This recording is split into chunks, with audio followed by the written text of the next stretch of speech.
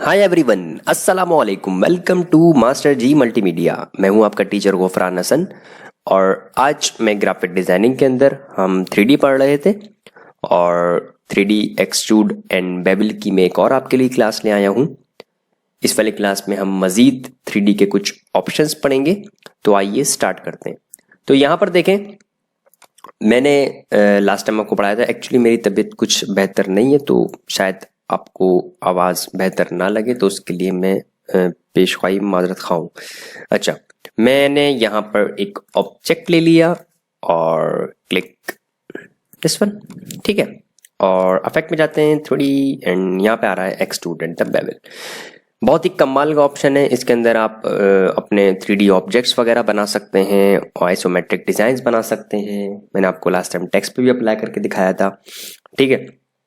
और मैंने आपको ये भी बताया था कि जब तक आपने एक्सपेंड नहीं किया इसको, वो जो भी टेक्स्ट है अभी तक इसको पर एक्सपेंड नहीं किया, तो यहाँ पे अपीयरेंस के पैनल के अंदर से आप इसको री एडिट कर सकते हैं वहीं से जहां से इसको छोड़ा था, ठीक है।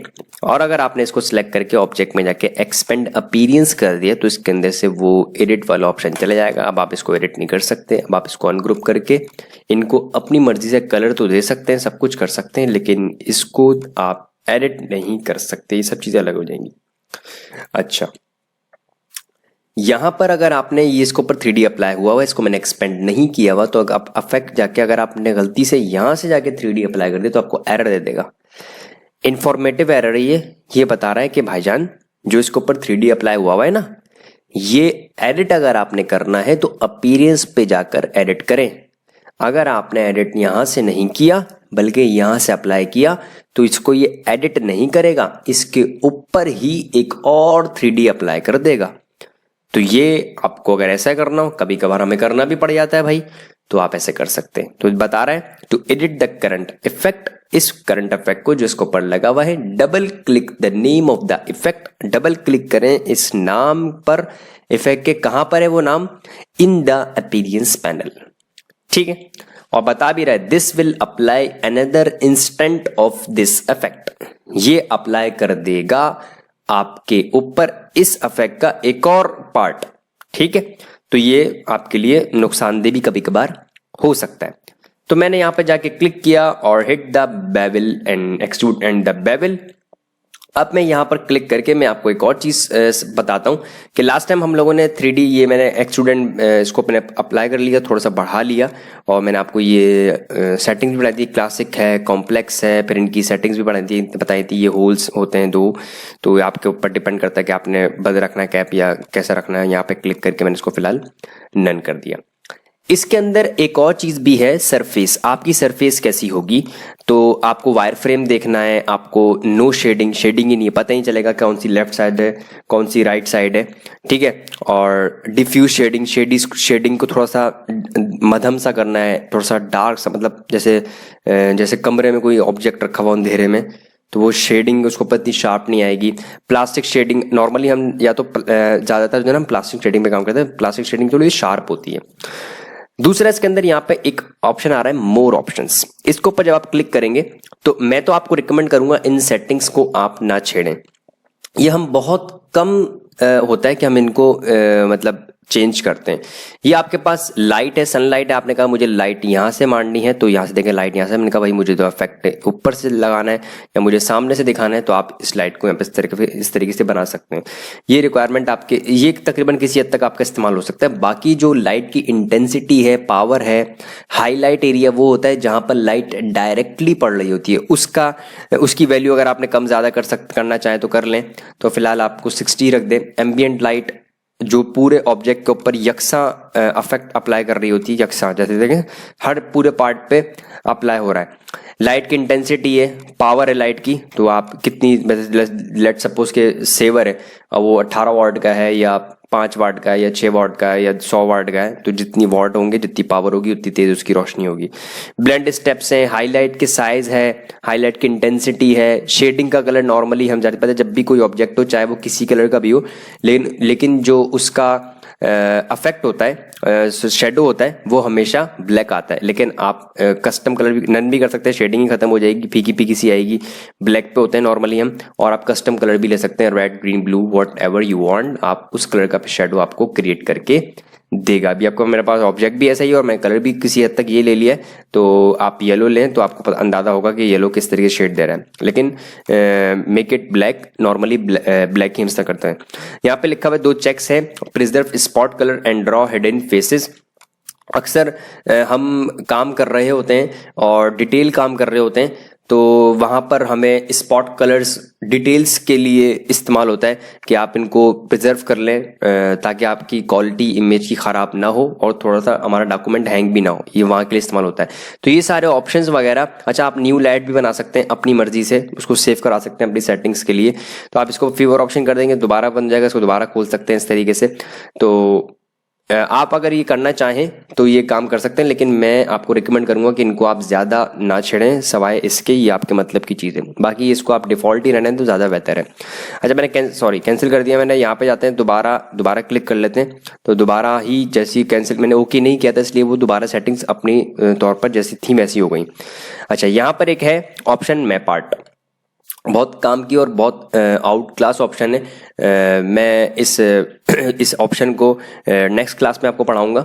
और इस वाली क्लास के अंदर मैं आपको एक और चीज़ पढ़ा दूं कि अगर आपके पास एक ऑब्जेक्ट है, मेरे पास ये ऑब्जेक्ट आ गया और मैं इसके अंदर फॉर एग्जाम्पल आप कोई भी जो भी काम करना है, एडिट करना है, कुछ भी करना है, आप सबसे पहले उसको डिज़ाइन कर लें। फॉर एग्जाम्पल मेरे पास एक राउंडेड रेक्टेंगल है और मैंने इसको थोड़ा सा राउंड कर लिया इस तरीके से और एग्जैक्टली बना लिया।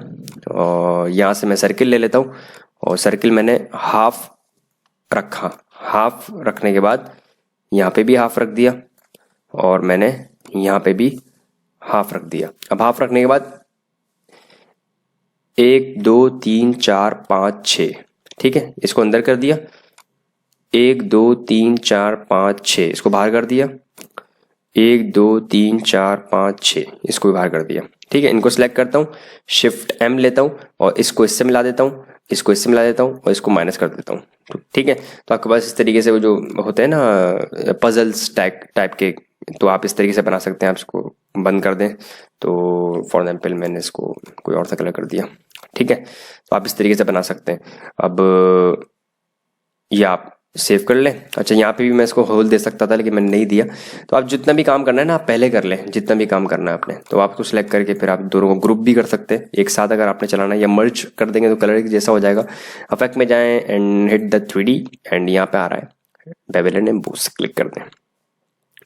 प्रीव्यू पे जाएं तो यहाँ पे देखें कि आपके पास से किस तरीके से ये यहाँ पर आ रहा है। मैंने यहाँ पे क्लिक करेंगे, मुझे आइसोमेट्रिक टॉप चाहिए तो मुझे इससे रखना है और मुझे यहाँ से इसको रोटेट करना है, फिक्स रोटेशन करनी है तो मैंने ऐसे कर लिया। और मुझे इसकी थोड़ी सी कम करनी है तो आप इस तरीके से कर सकते हैं। देखिए किस तरीके से खूबसूरत लग रहा है। ओके करते हैं। अगर आपने बाद में इसको अनग्रुप किया तो ये अनग्रुप करते ही आपके पास 3D इसका हट जाएगा क्योंकि ग्रुप पे अप्लाई हुआ था 3D। हाँ, आप इसको पर अलग अप्लाई करते, इसको पर अलग अप्लाई करते। जब ये ग्रुप होता ही नहीं तो अनग्रुप भी नहीं होता। जब वो अनग्रुप नहीं होता तो फिर वो उसका 3D भी हटता नहीं।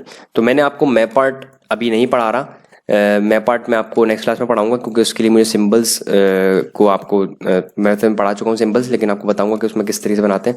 अगर आपने ऑब्जेक्ट करना है, आपने कहा मुझे सिर्फ इसको रोटेट करना है, मुझे मतलब बेवल एम्बोस अप्लाई करना ही नहीं है, ये सॉरी एक्सट्रूडेंट बेवल अप्लाई करना ही नहीं है। मैंने एक्सट्रूडेंट बेवल पर अप्लाई किया। अब ये जैसे ही मैं इसको प्रीव्यू लगाऊंगा तो इसको एम्बोस लगेगा। तो आप इसको 0 कर दें। जब 0 कर देंगे अब सिर्फ रोटेशन आप चला लें। यहाँ पे ये रोटेशन, ये रोटेशन, ये रोटेशन।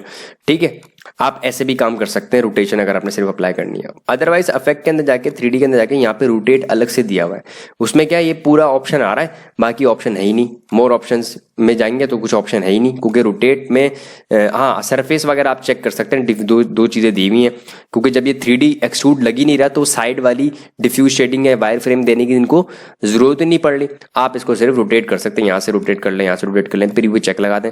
ठीक है, जो भी जिस तरीके से भी आपने रोटेशन लेनी है वो आप अपने ऑब्जेक्ट की रोटेशन ले सकते हो। यहाँ पे फिक्स रोटेशन है, जो भी आपने आइसोमेट्रिक टॉप है, आइसोमेट्रिक जो भी है, लेफ्ट राइट व्हाटएवर, तो आप इनको इस तरीके से इस्तेमाल कर सकते हैं। तो अगर रोटेट यहाँ से भी कर सकते हैं, वहां पे आप एक्सट्रूड को खत्म कर दें तो रोटेट कर लेंगे। अच्छा, इस क्लास के अंदर मैं आपको रिवॉल्व का थोड़ा सा और इंट्रोडक्शन भी दे देता हूँ, ठीक है। रिवॉल्व मैंने नहीं पढ़ाया।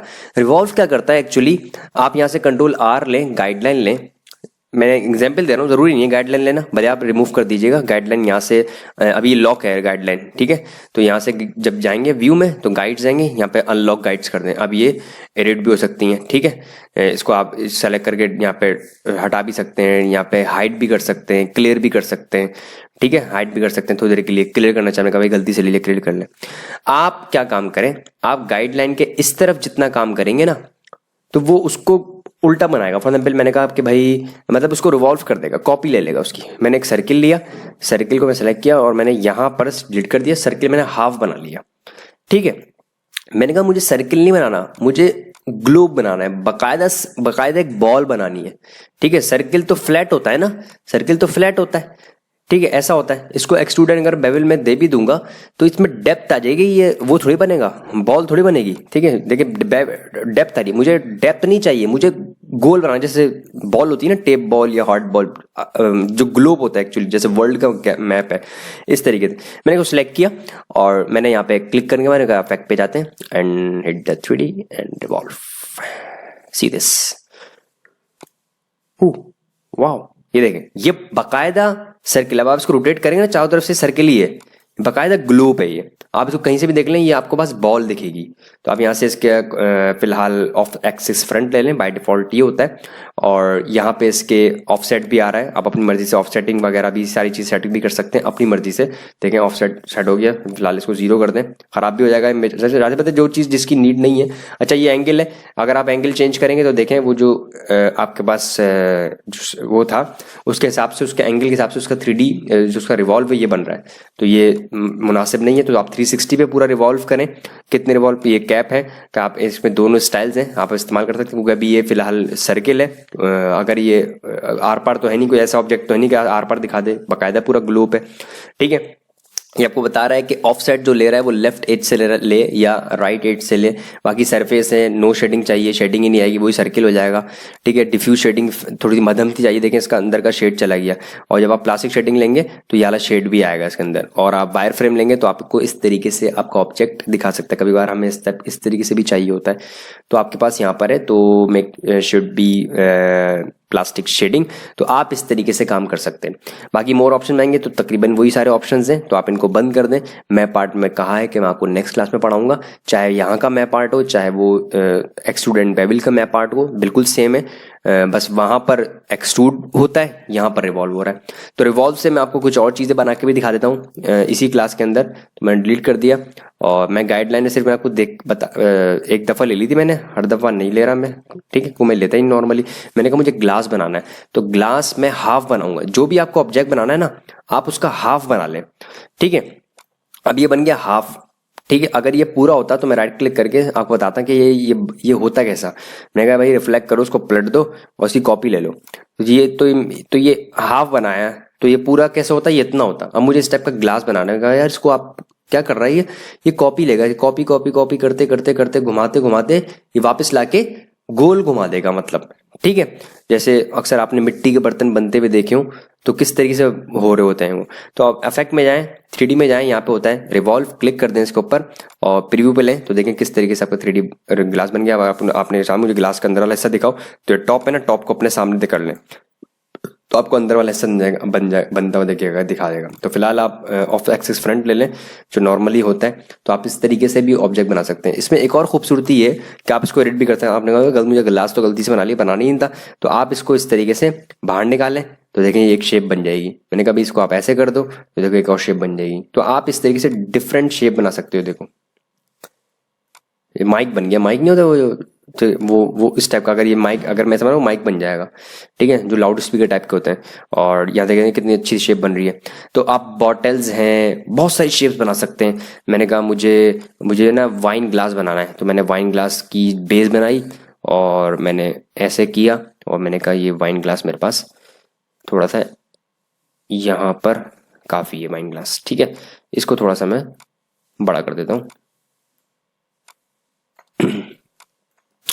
ठीक है। और थोड़ा सा इसको पतला कर देते हैं, वो सिलेक्ट कर लेते हैं और मैं इसका कलर थोड़ा सा ऐसा कर लेता हूँ। आपकी मर्जी है, कलर का कोई मसला नहीं, बाद में चेंज हो सकता है, इफेक्ट में जाए, 3D में जाए and hit the revolve, click and preview. वाह, मैंने कहा इसकी बेस मुझे ज़्यादा बड़ी लग रही है, तो आप इन दोनों को सिलेक्ट करें, बेस को पकड़ के थोड़ा सा छोटा कर लें और बेस छोटी हो जाएगी। ठीक है, अगर आपको ये पतला लगा रहा है तो आप इसको पतला कर सकते हैं। आपने इसमें स्टाइलिंग करनी है तो आप इसको चेंज भी कर सकते हैं। ठीक है, ये देखें ऐसे कर लें, अपनी मर्जी से कर सकते हैं। आप थोड़ा सा अंदर की तरफ बंद कर दिखाना है तो आप इसको बंद कर लें, अक्सर ऐसे भी होते हैं ग्लास।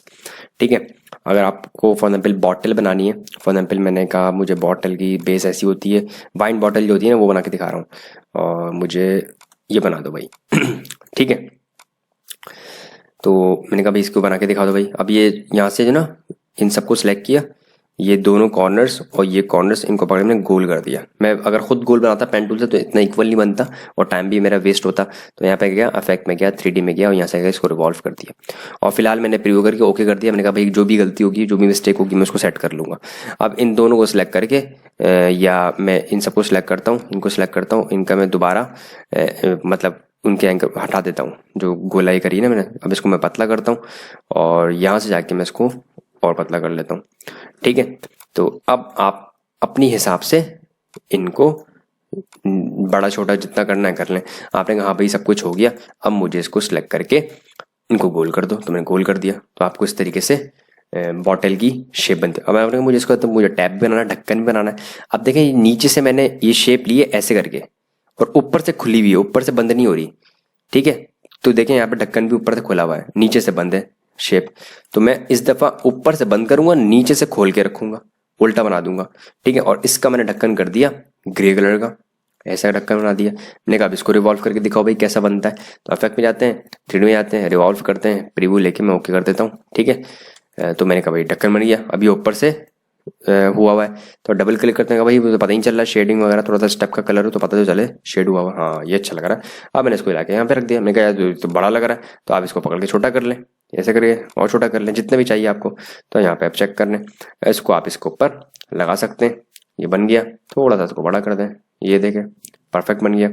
तो आप इसको यहाँ पे ऐसे बहुत सारी चीजें बना सकते हैं, कोई भी हो, कोई भी चीज बनानी जो प्रॉपर जिसमें गोलाई आ रही हो, जिसमें डेप्थ आ रही होगी, एक्सट्रूड आ रहा होगा, मोटाई आ रही होगी, वो फिर यहां से बनेगा। ठीक है, तो अब इसके ऊपर स्टिकर लगाना है या कोई मैपिंग करनी है या कोई पैकेजिंग डिजाइन बनाना है, कोई बॉक्स रखा हुआ है, तो वो कैसे बनेगा वो इंशाल्लाह हम नेक्स्ट क्लास में पढ़ाएंगे। बनाऊंगा यही सारी चीजें, लेकिन इसके ऊपर मैं रैपिंग करके दिखाऊंगा। तो इंशाल्लाह मिलते हैं नेक्स्ट क्लास में। Thank you so much.